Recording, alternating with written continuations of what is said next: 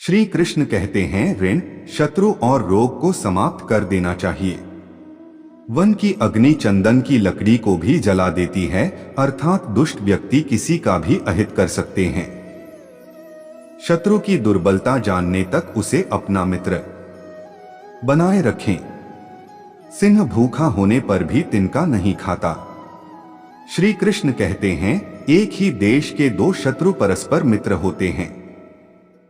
आपातकाल में स्नेह करने वाला ही मित्र होता है। मित्रों के संग्रह से बल प्राप्त होता है। जो धैर्यवान नहीं है उसका न वर्तमान है न भविष्य। संकट में बुद्धि ही काम आती है।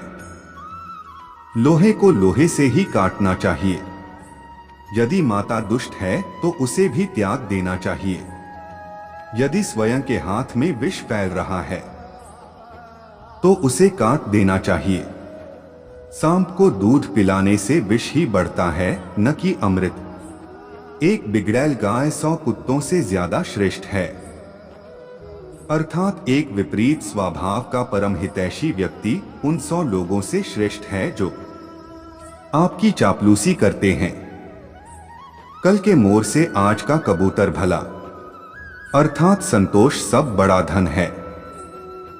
आग सिर में स्थापित करने पर भी जलाती है। अर्थात दुष्ट व्यक्ति का कितना भी सम्मान कर लें, वह सदा दुख ही देता है। न के सिवाय कोई दूसरा धन नहीं है। भूख के समान कोई दूसरा शत्रु नहीं है। विद्या ही निर्धन का धन है। विद्या को चोर भी नहीं चुरा सकता। शत्रु के गुण को भी ग्रहण करना चाहिए। अपने स्थान पर बने रहने से ही मनुष्य पूजा जाता है। सभी प्रकार के भय से बदनामी का भय सबसे बड़ा होता है। किसी लक्ष्य की सिद्धि में कभी शत्रु का साथ न करें। आलसी का न वर्तमान होता है न भविष्य। सोने के साथ मिलकर चांदी भी सोने जैसी दिखाई पड़ती है, अर्थात सत्संग का प्रभाव मनुष्य पर अवश्य पड़ता है। ढेकुली नीचे सिर झुकाकर ही कुएं से जल निकालती है। अर्थात कपटी या पापी व्यक्ति सदैव मधुर वचन बोलकर अपना काम निकालते हैं। सत्य भी यदि अनुचित है तो उसे नहीं कहना चाहिए। समय का ध्यान नहीं रखने वाला व्यक्ति अपने जीवन में निर्विघ्न नहीं रहता। जो जिस कार्य में कुशल हो उसे उसी कार्य में लगना चाहिए। दोषहीन कार्यों का होना दुर्लभ होता है। किसी भी कार्य में पल भर का भी विलंब न करें। चंचल चित्त वाले के कार्य कभी समाप्त नहीं होते।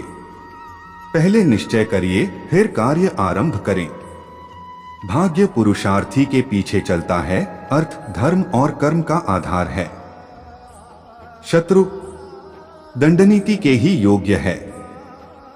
श्री कृष्ण कहते हैं कठोर वाणी अग्निदाह से भी अधिक तीव्र दुर्हक पहुंचाती है। व्यसनी व्यक्ति कभी सफल नहीं हो सकता। शक्तिशाली शत्रु को कमजोर समझकर ही उस पर आक्रमण करे।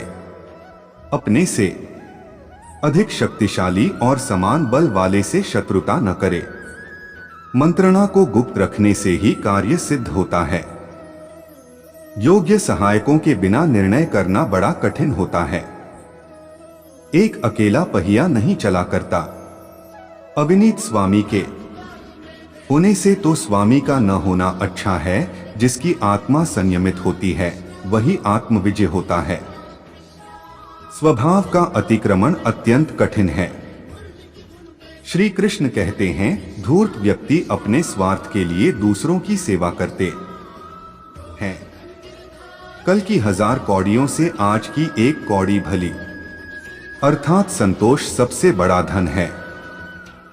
दुष्ट स्त्री बुद्धिमान व्यक्ति के शरीर को भी निर्बल बना देती है।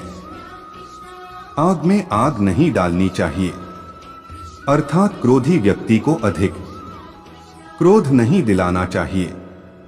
मनुष्य की वाणी ही विष और अमृत की खान है। दुष्ट की मित्रता से शत्रु की मित्रता अच्छी होती है। दूध के लिए हथिनी पालने की जरूरत नहीं होती। अर्थात आवश्यकता के अनुसार साधन जुटाने चाहिए। कठिन समय के लिए धन की रक्षा करनी चाहिए। कल का कार्य आज ही कर ले। सुख का आधार धर्म है। धर्म का आधार अर्थ अर्थात धन है। अर्थ का आधार राज्य है। राज्य का आधार अपनी इंद्रियों पर विजय पाना है।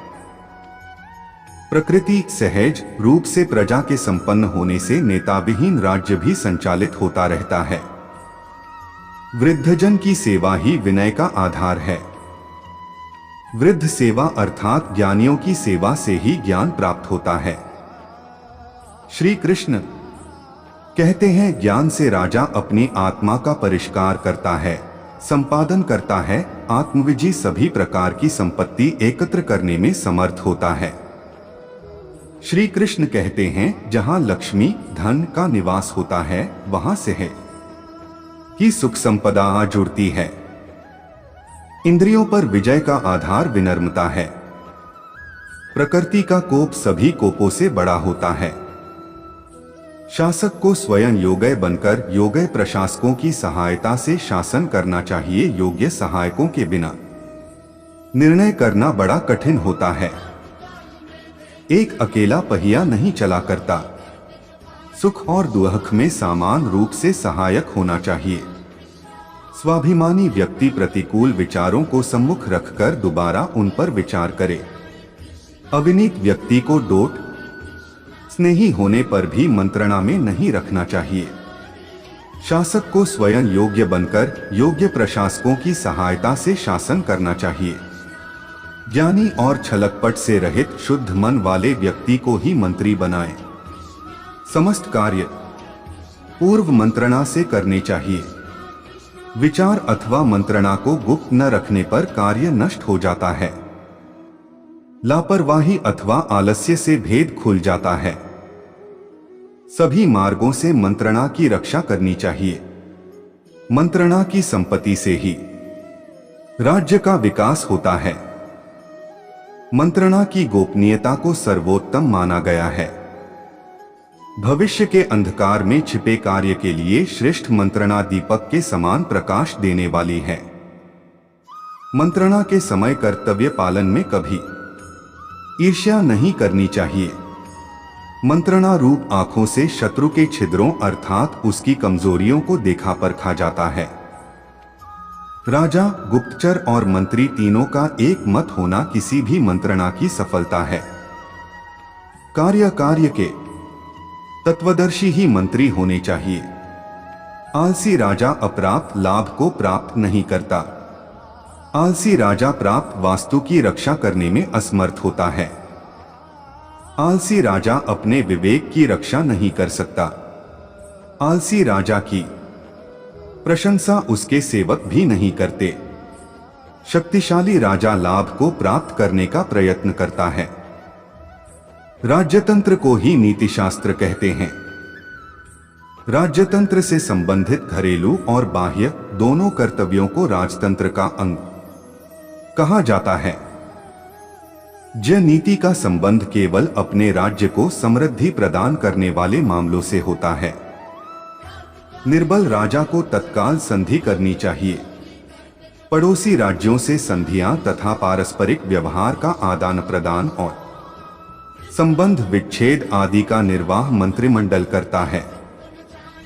राज्य को नीतिशास्त्र के अनुसार चलना चाहिए। निकट के राज्य स्वभाव से शत्रु हो जाते हैं। किसी विशेष प्रयोजन के लिए ही शत्रु मित्र बनता है। आवाप अर्थात दूसरे राष्ट्र से संबंध नीति का परिपालन मंत्रिमंडल का कार्य है। दुर्बल के साथ संधि न करे। ठंडा लोहा लोहे से नहीं जुड़ता। संधि करने वालों में तेज ही संधि का हेतु होता है। शत्रु के प्रयत्नों की समीक्षा करते रहना चाहिए। बलवान से युद्ध करना हाथियों से पैदल सेना को लड़ाने के समान है। कच्चा पात्र कच्चे पात्र से टकराकर टूट जाता है। संधि और एकता होने पर भी सतर्क रहे। शत्रुओं से अपने राज्य की पूर्ण रक्षा करें। शक्तिहीन को बलवान का आश्रय लेना चाहिए। दुर्बल के आश्रय से दुहक ही होता है। अग्नि के समान तेजस्वी जानकर ही किसी का सहारा लेना चाहिए। राजा के प्रतिकूल आचरण नहीं करना चाहिए। व्यक्ति को उटपटांग अथवा गवार वेशभूषा धारण नहीं करनी चाहिए। श्री कृष्ण कहते हैं, देवता के चरित्र का अनुकरण नहीं करना चाहिए। ईर्ष्या करने वाले दो समान व्यक्तियों में विरोध पैदा कर देना चाहिए। चतुरंगनी सेना, हाथी, घोड़े, रथ और पैदल होने पर भी इंद्रियों के वश में रहने वाला राजा नष्ट हो जाता है। जुए में लिप्त रहने वाले के कार्य पूरे नहीं होते हैं। शिकार परस्त राजा धर्म और अर्थ दोनों को नष्ट कर लेता है। शराबी व्यक्ति का कोई कार्य पूरा नहीं होता है। कामी पुरुष कोई कार्य नहीं कर सकता। पूर्वाग्रह से ग्रसित दंड देना लोकनिंदा का कारण बनता है। धन का लालची श्रीविहीन हो जाता है।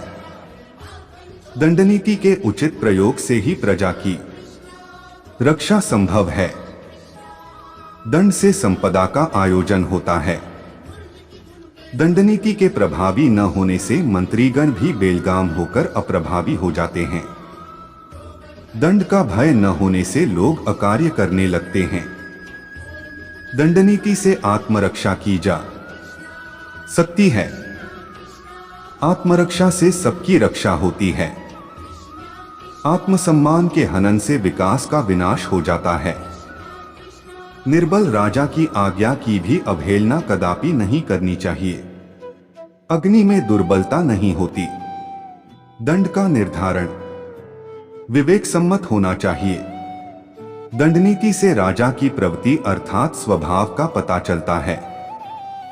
स्वभाव का मूल अर्थ लाभ होता है। अर्थ कार्य का आधार है। धन होने पर अल्प प्रयत्न करने से कार्य पूर्ण हो जाते हैं। उपाय से सभी कार्य पूर्ण हो जाते हैं। कोई कार्य कठिन नहीं रहता। बिना उपाय के किए गए कार्य प्रयत्न करने पर भी बचाए नहीं जा सकते, नष्ट हो जाते हैं। कार्य करने वाले के लिए उपाय सहायक होता है। कार्य का स्वरूप निर्धारित हो जाने के बाद वह कार्य लक्ष्य बन जाता है। अस्थिर मन वाले की सोच स्थिर नहीं रहती। कार्य के मध्य में अति विलंब और आलस्य उचित नहीं है। कार्य सिद्धि के लिए हस्त कौशल का उपयोग करना चाहिए। भाग्य के विपरीत होने पर अच्छा कर्म भी दुखदायी हो जाता है। अशुभ कार्यों को नहीं करना चाहिए। समय को समझने वाला कार्य सिद्ध करता है। समय का ज्ञान न रखने वाले राजा का कर्म समय के द्वारा ही नष्ट हो जाता है। देश और फल का विचार करके कार्य आरंभ करें। नीतिवान पुरुष कार्य प्रारंभ करने से पूर्व ही देश काल की परीक्षा कर लेते हैं। परीक्षा करने से लक्ष्मी स्थिर रहती है। सभी प्रकार की संपत्ति का सभी उपायों से संग्रह करना चाहिए। बिना विचार कार्य करने वालों को भाग्य लक्ष्मी त्याग देती है। ज्ञान अर्थात अपने अनुभव और अनुमान के द्वारा कार्य की परीक्षा करें। उपायों को जानने वाला कठिन कार्यों को भी सहज बना लेता है। सिद्ध हुए कार्य का प्रकाशन करना ही उचित कर्तव्य होना चाहिए। संयोग से तो एक कीड़ा भी स्थिति में परिवर्तन कर देता है। अज्ञानी व्यक्ति के कार्य को बहुत अधिक महत्व नहीं देना चाहिए। ज्ञानियों के कार्य भी भाग्य तथा मनुष्यों के दोष से दूषित हो जाते हैं। भाग्य का शमन शांति से करना चाहिए। मनुष्य के कार्य में आई विपत्ति को कुशलता से ठीक करना चाहिए। मूर्ख लोग कार्यों के मध्य कठिनाई उत्पन्न होने पर दोष ही निकाला करते हैं। कार्य की सिद्धि के लिए उदारता नहीं बरतनी चाहिए। दूध पीने के लिए गाय का बछड़ा अपनी मां के थनों पर प्रहार करता है। जिन्हें भाग्य पर विश्वास नहीं होता, उनके कार्य पूरे नहीं होते। प्रयत्न न करने से कार्य में विघ्न पड़ता है। जो अपने कर्तव्यों से बचते हैं वे अपने आश्रितों परिजनों का भरण पोषण नहीं कर पाते। जो अपने कर्म को नहीं पहचानता वह अंधा है। प्रत्यक्ष और परोक्ष साधनों के अनुमान से कार्य की परीक्षा करें। निम्न अनुष्ठानों भूमि धन व्यापार उद्योग धंधों से आय के साधन भी बढ़ते हैं। विचार न करके कार्य करने वाले व्यक्ति को लक्ष्मी त्याग देती है। परीक्षा किए बिना कार्य करने से कार्य विपत्ति में पड़ जाता है। परीक्षा करके विपत्ति को दूर करना चाहिए। अपनी शक्ति को जानकर ही कार्य करें। स्वजनों को तृप्त करके शेष भोजन से जो अपनी भूख शांत करता है वह अमृत भोजी कहलाता है। कायर व्यक्ति को कार्य की चिंता नहीं होती। अपने स्वामी के स्वभाव को जानकर ही आश्रित कर्मचारी कार्य करते हैं। गाय के स्वभाव को जानने वाला ही दूध का उपभोग करता है। नीच व्यक्ति के सम्मुख रहस्य और अपने दिल की बात नहीं करनी चाहिए। कोमल स्वभाव वाला व्यक्ति अपने आश्रितों से भी अपमानित होता है। कठोर दंड से सभी लोग घृणा करते हैं। राजा योग्य अर्थात उचित दंड देने वाला हो। अगंभीर विद्वान को संसार में सम्मान नहीं मिलता। महाजन द्वारा अधिक धन संग्रह प्रजा को दुख पहुंचाता है। अत्यधिक भार उठाने वाला व्यक्ति जल्दी थक जाता है। सभा के मध्य जो दूसरों के व्यक्तिगत दोष दिखाता है वह स्वयं अपने दोष दिखाता है। मूर्ख लोगों का क्रोध उन्हीं का नाश करता है। सच्चे लोगों के लिए कुछ भी अप्राप्य नहीं। केवल साहस से कार्य सिद्धि संभव नहीं। व्यसनी व्यक्ति लक्ष्य तक पहुंचने से पहले ही रुक जाता है। असंशय की स्थिति में विनाश से अच्छा तो संशय की स्थिति में हुआ विनाश होता है। दूसरे के धन पर भेदभाव रखना स्वार्थ है। न्याय विपरीत पाया धन धन नहीं है। दान ही धर्म है। अज्ञानी लोगों द्वारा प्रचारित बातों पर चलने से जीवन व्यर्थ हो जाता है। न्याय ही धन है। जो धर्म और अर्थ की वृद्धि नहीं करता वह कामी है। धर्मार्थ विरोधी कार्य करने वाला अशांति उत्पन्न करता है। सीधे और सरल तख्ती दुर्लभता से मिलते हैं। निकृष्ट उपायों से प्राप्त धन की अवहेलना करने वाला व्यक्ति ही साधु होता है। बहुत से गुणों को एक ही दोष ग्रस लेता है। महात्मा को पराये बल पर साहस नहीं करना चाहिए। चरित्र का उल्लंघन कदापि नहीं करना चाहिए। विश्वास की रक्षा प्राण से भी अधिक करनी चाहिए। चुगलखोर श्रोता के पुत्र और पत्नी उसे त्याग देते हैं। बच्चों की सार्थक बातें ग्रहण करनी चाहिए। साधारण दोष देखकर महान गुणों को त्याज्य नहीं समझना चाहिए। ज्ञानियों में भी दोष सुलभ है। रत्न कभी खंडित नहीं होता। अर्थात विद्वान व्यक्ति में कोई साधारण दोष होने पर उस पर ज्यादा ध्यान नहीं देना चाहिए। मर्यादाओं का उल्लंघन करने वाले का कभी विश्वास नहीं करना चाहिए। शत्रु द्वारा किया गया स्नेहिल व्यवहार भी दोषयुक्त समझना चाहिए।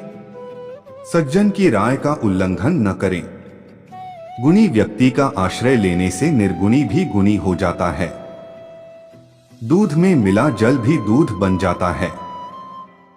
मृतिका पिंड मिट्टी का ढेला भी फूलों की सुगंध देता है।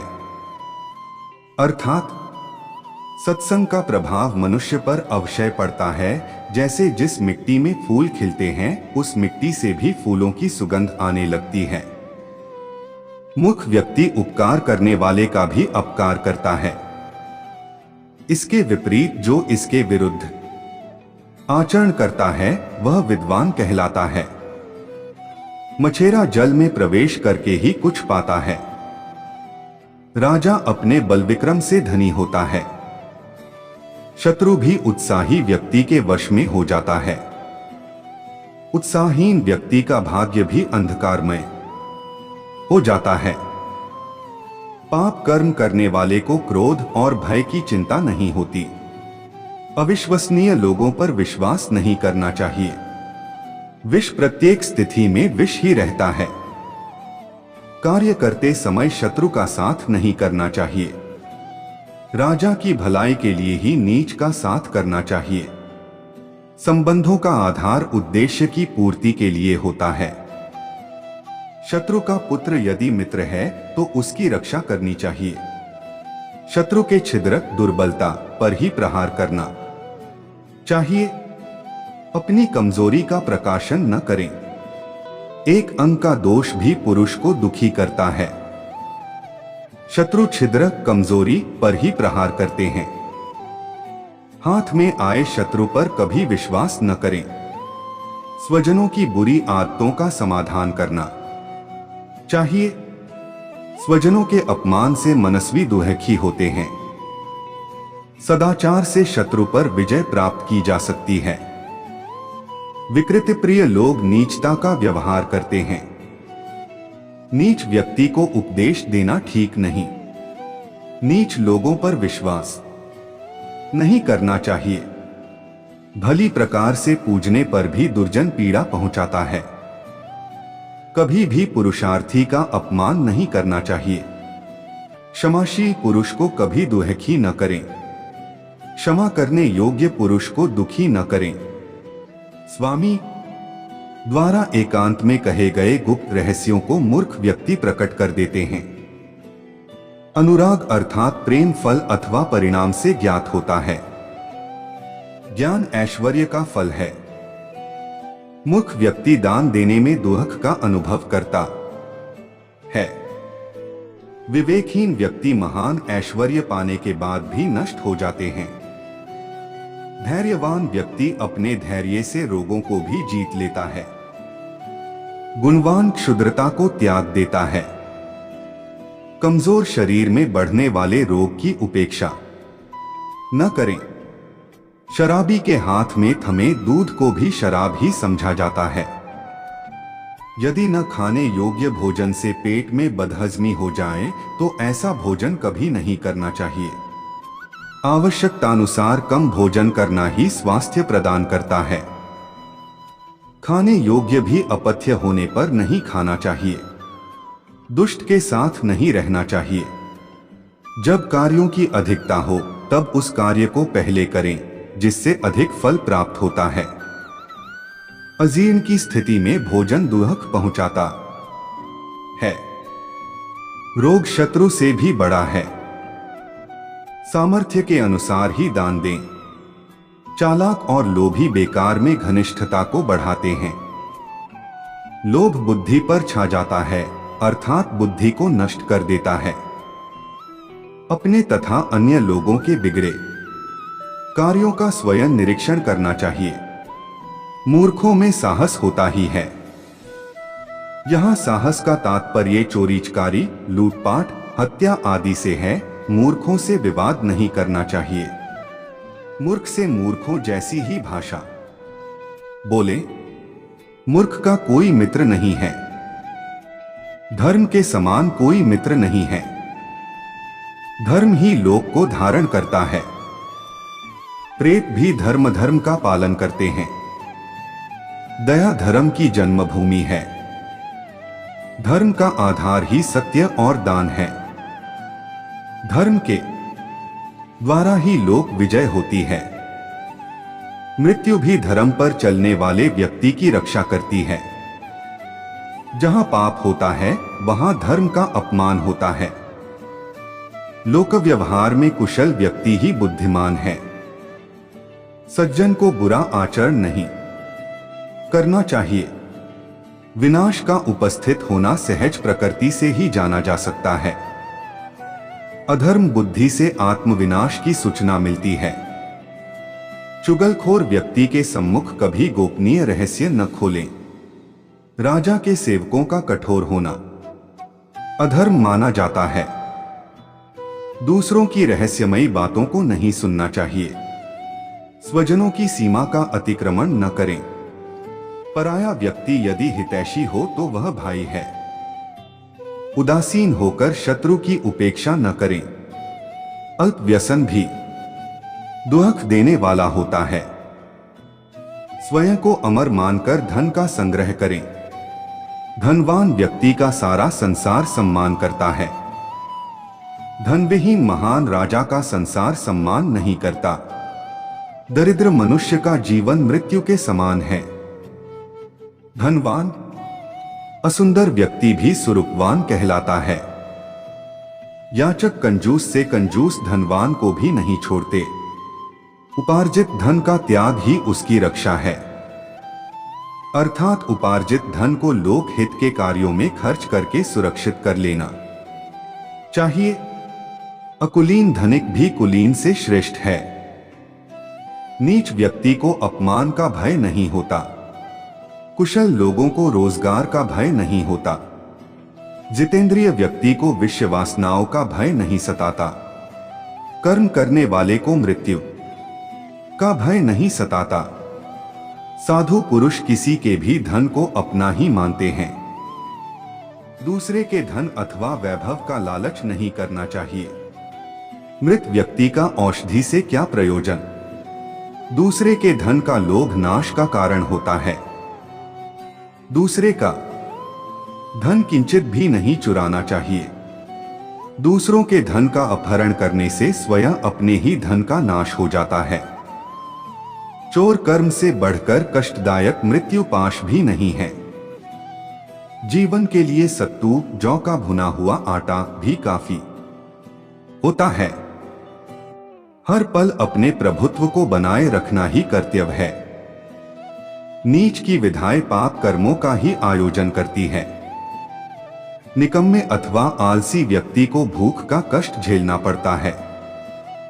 भूखा व्यक्ति अखाद्य को भी खा जाता है। इंद्रियों के अत्यधिक प्रयोग से बुढ़ापा आना शुरू हो जाता है। संपन्न और दयालु स्वामी की ही नौकरी करनी चाहिए। लोभी और कंजूस स्वामी से कुछ पाना जुगनू से आग प्राप्त करने के समान है। विशेषज्ञ व्यक्ति को डोट स्वामी का आश्रय ग्रहण करना चाहिए। उचित समय पर संभोग सेक्स सुख न मिलने से स्त्री बूढ़ी हो जाती है। नीच और उत्तम कुल के बीच में विवाह संबंध नहीं होने चाहिए। न जाने योग्य जगहों पर जाने से आयु यश और पुण्य क्षीण हो जाते हैं। अधिक मैथुन सेक्स से पुरुष बूढ़ा हो जाता है। अहंकार से बड़ा मनुष्य का कोई शत्रु नहीं। सभा के मध्य शत्रु पर क्रोध न करें। शत्रु की बुरी आदतों को सुनकर कानों को सुख मिलता है। धनहीन की बुद्धि दिखाई नहीं देती। निर्धन व्यक्ति की हितकारी बातों को भी कोई नहीं सुनता। निर्धन व्यक्ति की पत्नी भी उसकी बात नहीं मानती। पुष्पहीन होने पर सदा साथ रहने वाला भौरा वृक्ष को त्याग देता है। विद्या से विद्वान की ख्याति होती है। यश शरीर को नष्ट नहीं करता। जो दूसरों की भलाई के लिए समर्पित है वही सच्चा पुरुष है। शास्त्रों के ज्ञान से इंद्रियों को वश में किया जा सकता है। गलत कार्यों में लगने वाले व्यक्ति को शास्त्र ज्ञान ही रोक पाते हैं। नीच व्यक्ति की शिक्षा की अवहेलना करनी चाहिए। मलेच्छ अर्थात नीच की भाषा कभी शिक्षा नहीं देती। मलेच्छ अर्थात नीच व्यक्ति की भी यदि कोई अच्छी बात हो अपना लेना चाहिए। गुणों से ईर्ष्या नहीं करनी चाहिए। विष में यदि अमृत हो तो उसे ग्रहण कर लेना चाहिए। विशेष स्थिति में ही पुरुष सम्मान पाता है। सदैव आर्यों श्रेष्ठ जन के समान ही आचरण करना चाहिए। मर्यादा का कभी उल्लंघन न करें। विद्वान और प्रबुद्ध व्यक्ति समाज के रत्न है। स्त्री रत्न से बढ़कर कोई दूसरा रत्न नहीं है। रत्नों की प्राप्ति बहुत कठिन है, अर्थात श्रेष्ठ नर और नारियों की प्राप्ति अत्यंत दुर्लभ है। शास्त्र का ज्ञान आलसी को नहीं हो सकता। स्त्री के प्रति आसक्त रहने वाले पुरुष को न स्वर्ग मिलता है न धर्म कर्म। स्त्री भी नपुंसक व्यक्ति का अपमान कर देती है। फूलों की इच्छा रखने वाला सूखे पेड़ को नहीं सींचता।